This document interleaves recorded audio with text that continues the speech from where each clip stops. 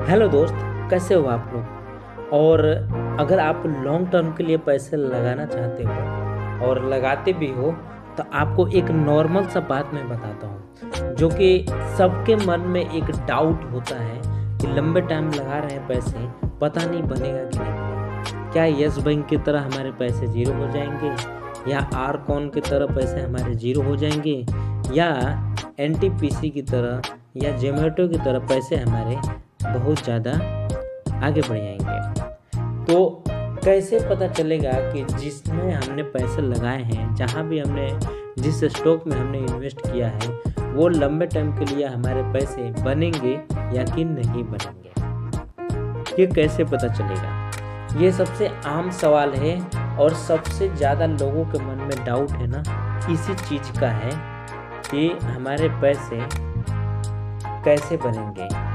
बहुत लोग बोलते हैं कि लंबे टाइम के लिए पैसे लगाया जाए तो पैसे बनेंगे, लेकिन क्या अगर मैं मार्क करके आपको दिखाऊं कि क्या इस जून में अगर हमने पैसे लगाए होते तो बनते। ये मंथली चार्ट है, लेमन ट्री है, स्टॉक का नाम लेमन ट्री है और ये मंथली चार्ट है। तो मतलब ये 2018 से लेके और 2020 तक लगभग 2 साल में पैसे बने। आपने जहाँ खरीदे थे 80 रुपये पे खरीदा थे और ये 35 रुपये चल रहा था। मतलब लगभग आपके 60-65% आपके खुद के कैपिटल डाउन थे 2 साल में। उसके बाद से जब चलना चालू हुआ तो एक फेस ये आया, 2 फेस मैंने मार्क किया और एक फेस का नाम दे देता हूँ एक और दूसरे का 2। फेस 1 में पैसे नहीं बने, ये भी लंबे टाइम के लिए थे। फेस 2 में पैसे बने, ये भी लंबे टाइम के लिए थे। तो आखिर में ऐसा क्या था जो हम मिस कर रहे हैं और इसी के चलते बहुत लोगों का पैसे नहीं बनते हैं और बहुत लोगों का पैसे बनते हैं। जिसको पता है उनके पैसे बनते हैं, लेकिन जिनको नहीं पता है उनके पैसे नहीं बनते हैं। इतना ध्यान में रखना। वो क्या छूट रहा है, वो एक ही चीज़ छूट रही है, ट्रेंड। हम अप ट्रेंड में अगर पैसा लगा रहे हैं, जैसे कि ये अप ट्रेंड, ये रहा, ये अप ट्रेंड है। अगर हम अप ट्रेंड में पैसे लगा रहे हैं तो पैसे तो हमारे बनेंगे, खूब आराम से बनेंगे, नो प्रॉब्लम, कोई दिक्कत नहीं है। लेकिन अगर हम साइडवेज या डाउन ट्रेंड में पैसे लगाएंगे, यहाँ पे पैसे हमारे नहीं बनेंगे, या तो पैसे उतने के उतने रहेंगे या तो पैसे और भी कम हो जाएंगे। हमारा खुद का कैपिटल अगर मान लो कि आपने 1 लाख रुपए लगाए तो उसमें से भी 10,000 रुपये कम हो जाएंगे, 20,000 रुपये कम हो जाएंगे, 50,000 कम हो जाएंगे, कितना भी हो सकता है।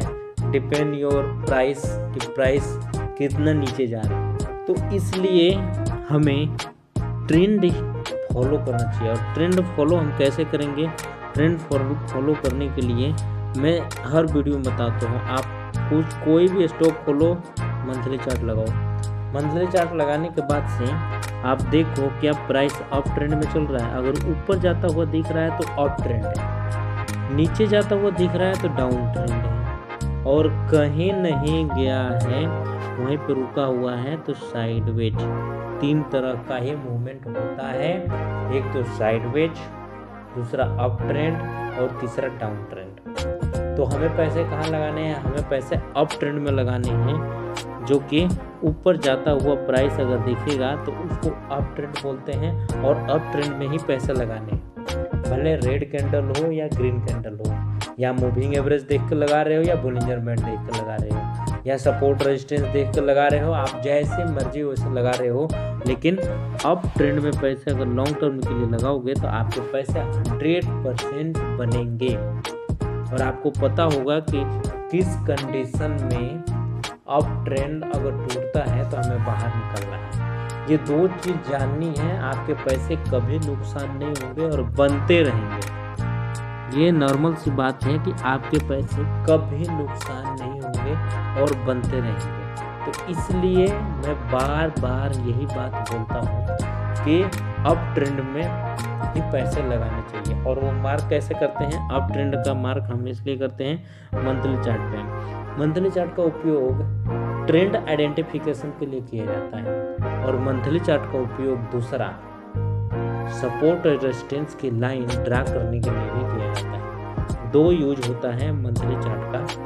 मैं आपको दोबारा बता रहा हूँ, मंथली चार्ट का उपयोग ट्रेंड आइडेंटिफिकेशन के लिए किया जाता है कि अप ट्रेंड चल रहा है या डाउन ट्रेंड चल रहा है। दूसरा, मंथली चार्ट का उपयोग सपोर्ट और रेजिस्टेंस की लाइन खींचने के लिए भी किया जाता है। जैसे कि ये मैंने लाइन खींचा, तो कोई 2 लाइन खींचा है, सपोर्ट और रेजिस्टेंस का लाइन आदमी खींच के भी मंथली चार्ट पे उपयोग कर सकता है। और एक नॉर्मल सी बात बता रहा हूँ कि मार्केट अपने हायर टाइम फ्रेम को ही फॉलो करता है।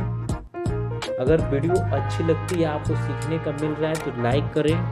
अगर कुछ सीखने को नहीं मिल रहा है, बकवास वीडियो है, तो डिसलाइक करें, लेकिन एक बटन जरूर दबा के जाएं। तो मिलते हैं हम नेक्स्ट एपिसोड में, तब तक के लिए थैंक यू।